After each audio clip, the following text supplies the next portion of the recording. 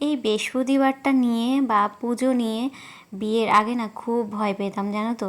আর এখন বিয়ের পরে সেই ভয়টা একদমই পেরিয়ে গেছে। সে কী কারণে ভয়টা পেতাম বা কী নিয়ে ভয় পেতাম, আর এখন কেন ভয় পাই না, এখন কেন আমার ভালো লাগে, সেটাই তোমাদের সঙ্গে আজকে এই ভিডিওতে শেয়ার করব। তো হাই, আমি কাকলি, আশা করি তোমরা সবাই খুব ভালো আছো। আর আমি নিয়ে চলে এসেছি আজকে নতুন একটা ভিডিও।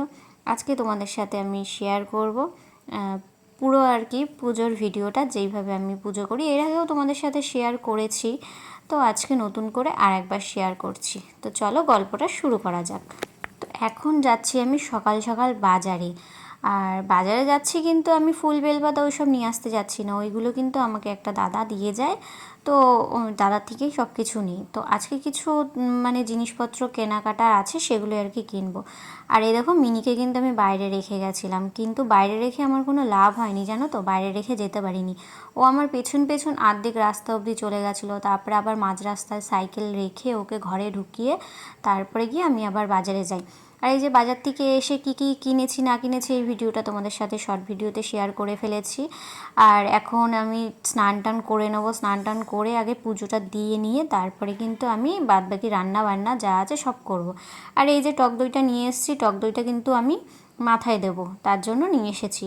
তো এই দেখো, আমি স্নান করে চলে এসেছি। আজকে ওই যে বললাম টক দই দেবো, তো মাথাটা ঘষেছি। আর হ্যাঁ, বৃহস্পতিবার করে কিন্তু আমি মাথা ঘষি না, কিন্তু আজকে একটু ঘষতে হলো, একটা বিশেষ কারণের জন্য একটু ঘষতে হলো। তো যাই হোক, এখানে আমি বৃহস্পতিবারটা আমি শাড়িটা পরা খুব পছন্দ করি। বৃহস্পতিবার শাড়ি পরি, আলতা পরি। আর এখন হচ্ছে শীত পড়ে গেছে, এখন কত কিছু যে মুখে মাখতে হবে, মুখে গা হাত পায়ে মাখতে হবে তার নেই ঠিক। আর এদিকে চলে এসেছি, আমি পুজো দিতে শুরু করে দিয়েছি। তো তোমাদের সাথে গল্পটা এবার শুরু করা যায়। বিয়ের আগে না বৃহস্পতিবারটাকে খুব ভয় পেতাম, কারণ হচ্ছে বৃহস্পতিবারে কত ঠাকুরের বাসন, তারপরে কতক্ষণ লাগে, কত কিছু দিয়ে পুজো দিতে হয়। এর জন্য বৃহস্পতিবারে মা যদি পুজো দিতে বলতো না, একদম ভালো লাগতো না, মাকে বলতাম পুজো দেবো না।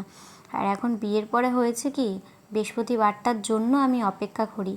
কেন জানো? বৃহস্পতিবার একটু আলতা পরবো, শাড়ি পরবো, সুন্দর করে ঠাকুরের বাসনগুলো মেজে সুন্দর করে ঘট পেতে পুজো দেব। এই কারণটার জন্য আমি এখন বৃহস্পতিবারের জন্য অপেক্ষা করে থাকি, যে কবে বৃহস্পতিবার আসবে। আর এই দেখো, আমি কিন্তু ঘট পেতে সুন্দর করে আর কি সাজিয়ে গুজিয়ে ঠাকুরকে পুজোটা দিয়ে দিলাম। এইভাবে তোমাদের সাথে আগে কোনো দিন শেয়ার করিনি। আর এই যে আমি ঠাকুরকে কিন্তু কলাটা দিয়ে পুজো দিয়েছি, কিছু না কিছু ফল দিয়ে আর কি প্রত্যেক বৃহস্পতিবারই পুজো দেওয়ার চেষ্টা করি।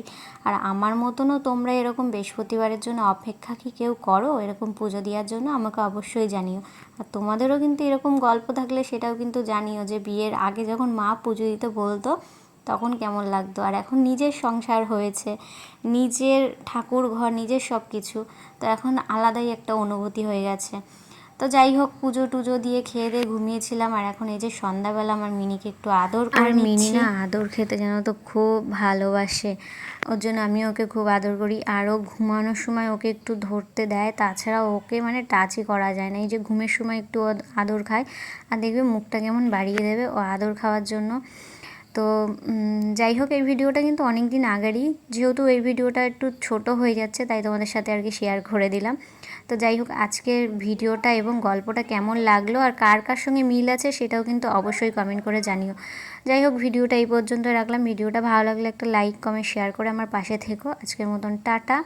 আর এই দেখো, মিনি মুখটা উঁচু করে কেমন দেখেছো, কেমন আদর খাচ্ছে, এরকমভাবেই আদর খায়। আমার খুব ভালো লাগে, ওর প্রতি আমার প্রচণ্ড মায়া।